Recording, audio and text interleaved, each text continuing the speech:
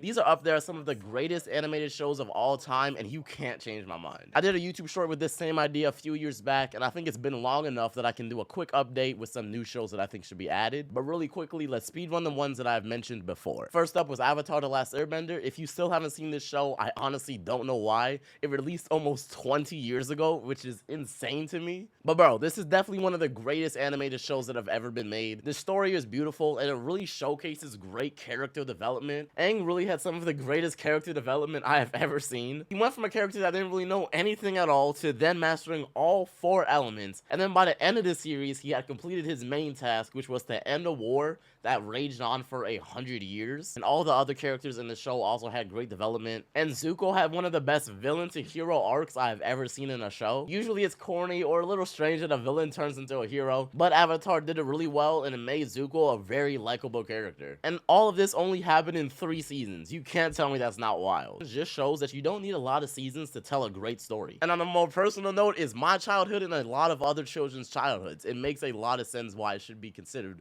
one of the greatest animated shows ever. Next up is The Dragon Prince. Funny enough, this show was co-created by Aaron Ehas, which is the same guy that was the lead writer for Avatar: The Last Airbender. And with the stuff that I've seen from him, he is 2 for 2 because The Dragon Prince is an amazing show and a beautiful masterpiece. And I really love the storytelling and animation style for The Dragon Prince. It also had a lot of twists and things that I didn't expect the show to have. And also Callum, one of the main characters in this show, is voiced by the same voice actor for Sokka, which actually is really cool. And honestly, some scenes in this show, I forget that this is an entirely new character and not Sokka. The show first started premiering in 2018 and it currently has 5 seasons with a 6th season on the way. And even though the later seasons did get a little bit confusing, overall it's still a great show in my eyes. Next up is Arcane. I've been waiting for season 2 of this show for 2 years now, and I'm so glad it's finally gonna come out this year in 2024. This is legit up there as one of the best shows I've ever watched. It hooked me in really quickly, and it just gave me a really great experience that I didn't think I would get from a League of Legends show.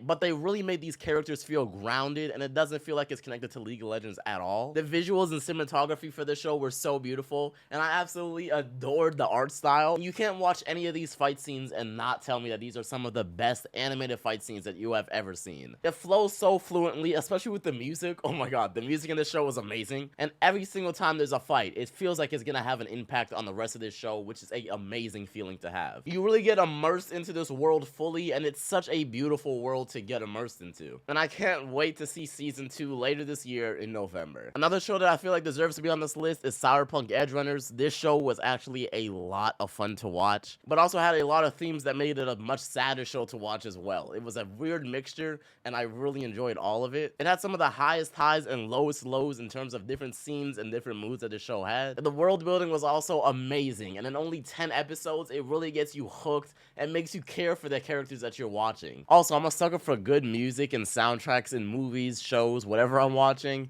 and this show did it really, really well. The music ties in so well, and it feels like it's an actual fundamental part of the story, and something about a good scene with good music just elevates that scene so much more, and I'm sure we can all agree with that. And the Cyberpunk show was definitely one of the best cases I've seen of those two collaborating and making a great mixture. There were so many scenes in this show that did foreshadow future events, and I'm trying so hard not to spoil anything because there's so much to talk about. But to me, it is so impressive that a show, especially an animated one, could get you this attached to characters in only 10 episodes. That's what you call amazing storytelling, and no one can change my mind on that. And also in the show, I did really love the art style. It was really cool. And it also being based on one of my favorite games that I've ever played, which is Cyberpunk 2077, it made it much more enjoyable to watch as well, because I was playing the game and watching the show, and I was just completely enveloped into this universe, and it was so much fun. A few underappreciated shows that I feel like deserve to be on this list is Trollhunters Tales of Arcadia. The show was honestly really good, and I feel like it was way too short with only 3 seasons,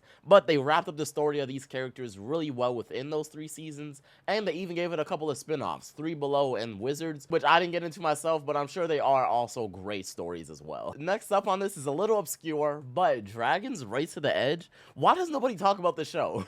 I'm not saying it's perfect. This did premiere back in 2015 and has 6 seasons, but I feel like no one appreciates the show at all. It was a really great continuation of the How to Train Your Dragon universe, which I absolutely loved at that time, and still do. And I feel like this show really goes unnoticed to people, and some might not even know it exists. This show was a lot of fun to watch, and it could just be nostalgia that's talking here, but if that is the case, I don't care. This show was great, and you can't change my mind. And it's also also a continuation of DreamWorks Dragons, which is the original How to Train Your Dragon show. And DreamWorks Dragons was also really good. I remember waking up every morning and it would air on TV, and I absolutely loved it. And it's just something about the How to Train Your Dragon universe. From the movies to the shows, everything has been so great, except for the new stuff. The new shows that are coming out, I don't know what is going on with them. And they also have a live action How to Train Your Dragon on the way that I think is coming out next year. There's so much happening that I don't know about, but the core How to Train Your Dragon movies and shows is definitely up there, some of the greatest pieces of media and just animated stuff that I've watched in general. A few honorable mentions would also be The Legend of Korra. I wouldn't necessarily put it on my list of the greatest,